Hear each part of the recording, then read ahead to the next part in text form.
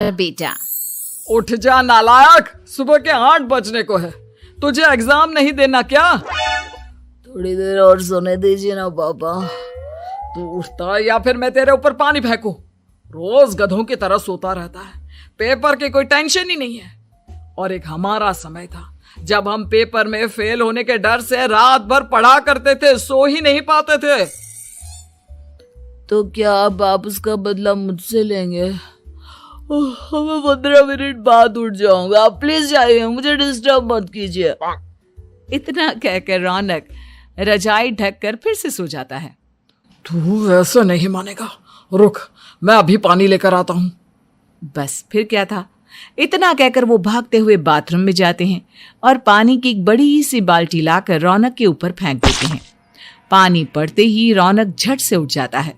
ये आपने क्या किया पापा? अब तो उठेगा नहीं तो यही करना पड़ेगा ना। वैसे थैंक्स डैड, आपके कारण ना अब मुझे नहाने की भी जरूरत नहीं पड़ेगी।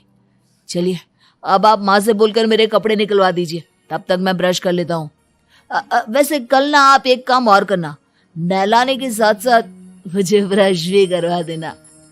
ये ब्रश करने में ना मुझे बहुत आलस आता है। रौनक की बातों से अरविंद का मुंह खुला का खुला रह जाता है। वो अपनी पत्नी कमला के पास जाता है और रौनक की हरकतों के बारे में बताता है, जिसे सुन उसकी पत्नी हंसने लगती है। तुम अपने बेटे को समझाने के बजाय हंस रही हो। रौनक बच्चा है, धीरे धीरे सुधर जाएगा, आप क्यों उसके पीछे पड़े रहते हो? अभी नहीं सुधरेगा तो कब सुधरेगा? 10वीं क्लास में है रौनक, वो अब कोई बच्चा नहीं रहा। अरविंद की इतना बोलते ही वहां रौनक भी आ जाता है। क्या डैड, मैंने आपको एक काम दिया था, वो भी नहीं हुआ आपसे। अरे क्या हुआ बेटा? माँ, मैंने डैड से बोला था कि वो आपको बोलकर मेरे स्कूल की यूनिफॉर्म निकाल दे, लेकिन मेरे पीछे पड़ने के अलावा इनसे एक काम ढंग से नहीं होता। देख रही हो कमला, देख रही हो अपने लाडले को? अरे आप चुप रहिए जी। चलो बेटा, मैं तुम्हें कपड़े निकाल कर दे देती हूँ। बस ऐसे ही साल पर साल बीतते जाते हैं, लेकिन रौनक के रवैये में कोई बदलाव नहीं आता। वो पहले से भी ज्यादा आलसी और पूरी तरह अपने माता पिता पर निर्भर हो जाता है। 2 साल बाद पता नहीं कहाँ गायब रहता है पूरे दिन, अब तक तो आ जाना चाहिए था। अरे आप इतनी फिक्र क्यों कर रहे हैं उसकी? दोस्तों के साथ खेल रहा होगा, आ जाएगा अभी। ये कोई टाइम है खेलने का? 10 बजने वाले हैं, इतनी रात में कौन खेलता है? कमला कुछ कहती उससे पहले ही रौनक वहां आ जाता है। मम्मी जल्दी से खाना लगा दो, बहुत भूख लग रही है। तुम्हें तब तक खाना नहीं मिलेगा जब तक तुम बता नहीं देते कि इतनी रात गए कहां से आ रहे हो। ओ प्लीज डैड, अब आप एसी पे प्रद्युमन बनकर मेरे सर पर बंदूक लेकर मत बैठ जाना। अपनी फालतू की बकवास बंद कर और बता कहां से आ रहा है। माँ अब समझाइए ना डैड को। बता देना बेटा, इनको भी तसल्ली हो जाएगी। आप बोल रही हैं तो बता देता हूँ, मैं दोस्तों के साथ मूवी देखने गया था, इसलिए देर हो गई।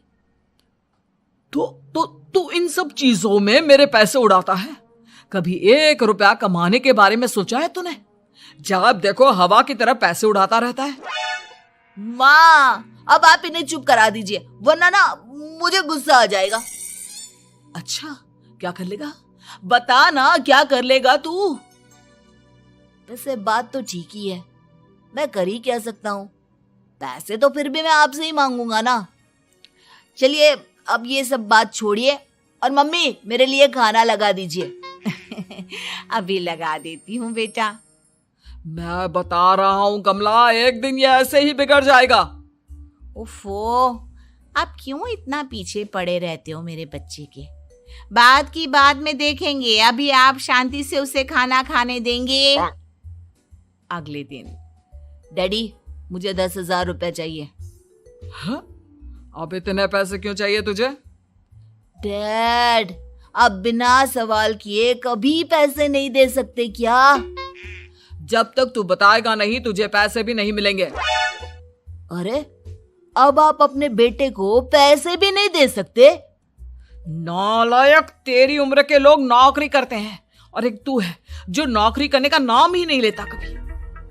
आप लोगों के होते हुए भला मैं नौकरी क्यों करूं?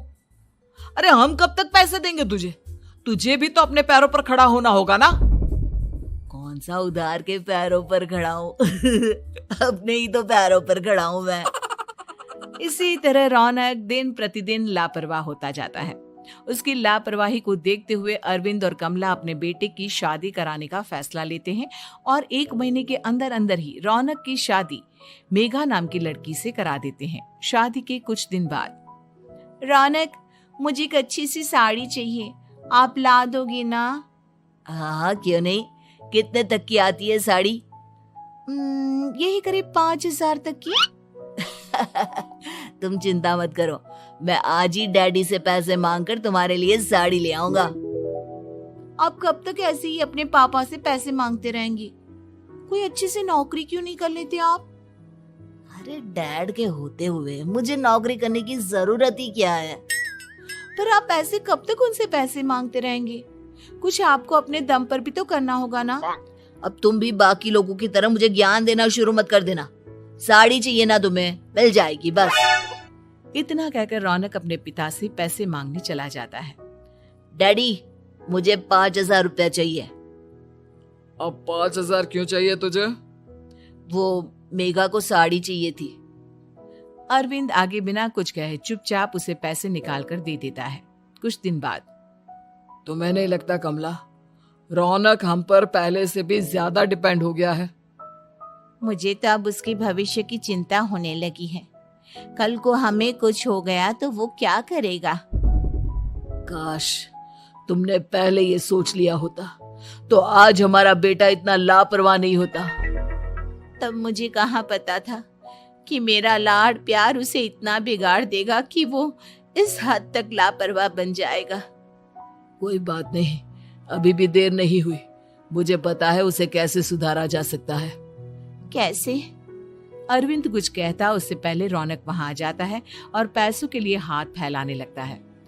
डैड, मैं और मेघा बाहर घूमने जाना चाहते हैं। अरे वाह, ये आज सूरज कहाँ से निकला है? Dad please. अच्छा चलो अब मुद्दे की बात करो। मुझे अब 25,000 चाहिए। अब तुम्हें 1 रुपया भी नहीं मिलने वाला। अगर तुम्हें पैसों की इतनी ही जरूरत है तो कोई ढंग की नौकरी कर लो। मम्मी, आप कुछ कहिए ना डैड को। बेटा, वो गलत क्या बोल रहे हैं? ये सब हम तेरे भले के लिए ही तो कर रहे हैं। मम्मा, मैंने बताया ना आपको, मुझे नहीं करनी कोई जॉब वॉब। तो ठीक है, निकल जाओ हमारे घर से। तुम्हारे जैसे लोगों के लिए मैंने ये घर खड़ा नहीं किया है। जितना ये घर आपका है ना, उतना ही मेरा भी है। मैं कहीं नहीं जाने वाला। जाना तो पड़ेगा ही तुझे, क्योंकि अब मैं तेरा कोई भी खर्चा नहीं उठाने वाला। ठीक है, मत उठाइए मेरा खर्चा, मैं अपने दम पर भी जी सकता हूँ। तो बेशर्मों की तरह अब तक यहाँ क्यों खड़ा है? अपना सामान ले और निकल जाए यहाँ से। रौनक पैर पटकते हुए वहां से चला जाता है। घर से निकालना जरूरी है क्या उसे? बिना पैसों के कौन रखेगा उसे किराए पर? अगर उसका भविष्य सुधारना है तो हमें अपने दिल पर पत्थर रखकर ये कदम उठाना ही होगा। दोनों बात कर रहे होते हैं कि रौनक अपनी पत्नी के साथ एक बड़ा सा बैग लेकर घर से निकल जाता है, लेकिन घर से बाहर उसे कोई भी मुफ्त में अपने घर किराए पर नहीं रखता। अंत में थक हार कर वो फिर से अपने घर चला जाता है। क्या हुआ? थोड़ी देर पहले तो दहाड़ते हुए घर से निकला था, अब क्या हुआ? नहीं रखा ना किसी ने तुझे किराए पर? डैड प्लीज, मैं कुछ दिनों में कोई अच्छी सी नौकरी शुरू कर दूंगा। आप तब तक तो हमें रख लीजिए प्लीज। सुबह से रात हो चुकी है लेकिन कोई हमें रखने को राजी नहीं है। अब आप ही बताइए, इतनी रात को मैं मेघा को लेकर कहाँ जाऊंगा? ठीक है, बहू की वजह से मैं तुझे घर पर रख रहा हूँ, लेकिन तू इस घर में एक बेटे की नहीं बल्कि एक किराएदार की हैसियत से रहेगा। 3 महीने है तेरे पास। इन 3 महीनों के अंदर अंदर मुझे तेरी पहली तनख्वाह हाथ में चाहिए, समझ गया? पक्का डैड, इन 3 महीनों के अंदर अंदर तो कोई बढ़िया सी नौकरी ढूंढ ही लूंगा मैं। ऐसे ही धीरे धीरे समय बीतने लगता है और अरविंद के दिए 3 महीनों में से 2 महीने बीत चुके होते हैं। पापा जी ने हमें 3 महीने दिए थे, जिसमें से 2 महीने तो बीत चुके हैं। अब ये आखिरी महीना बचा है। अरे तुम चिंता मत करो, आज मेरा ना 2 जगह इंटरव्यू है, दोनों में से कहीं ना कहीं तो जॉब लग ही जाएगी। अच्छा, all the best. Raunak interview के लिए निकल जाता है, जिसके बाद शाम में रौनक घर आता है। कैसा गया इंटरव्यू? आपकी नौकरी लगी या नहीं? अरे पहले सांस तो ले लेने दो अच्छे से। बताइए ना, मुझसे तो जरा भी इंतजार नहीं हो रहा है। वो दरअसल बात यह है कि मेरी नौकरी तो लग चुकी है, लेकिन पैसे बहुत कम है। कितने पैसे हैं? 15,000। इतने में अरविंद और कमला मिठाई का डिब्बा लेकर आ जाते हैं। बधाई हो बेटा। हम जानते थे तेरी जॉब जरूर लगेगी। लेकिन मेरी सैलरी बहुत कम है मम्मा। कम है तो क्या हुआ, धीरे धीरे बढ़ जाएगी। हाँ बेटा, हम तो बस चाहते थे कि तू अपने पैरों पर खड़ा हो जाए। मतलब अब आप मुझे घर से नहीं निकालेंगे? नहीं, ये सब हमने तुझे जिम्मेदार इंसान बनाने के लिए किया था। Thank you mummy papa. अगर आप दोनों ऐसा नहीं करते तो मुझे कभी अपनी जिम्मेदारियों का एहसास तक नहीं होता। आज आपने मुझे सिखा दिया कि इंसान का अपने पैरों पर खड़ा होना भी जरूरी होता है। इतना कहकर रौनक झट से अपने माता पिता के गले लग जाता है और अपनी कमाई की पहली तनख्वाह वो अपने माता पिता के हाथ में सौंपता है। इस तरह रौनक एक गैर जिम्मेदार व्यक्ति से एक जिम्मेदार व्यक्ति बन जाता है।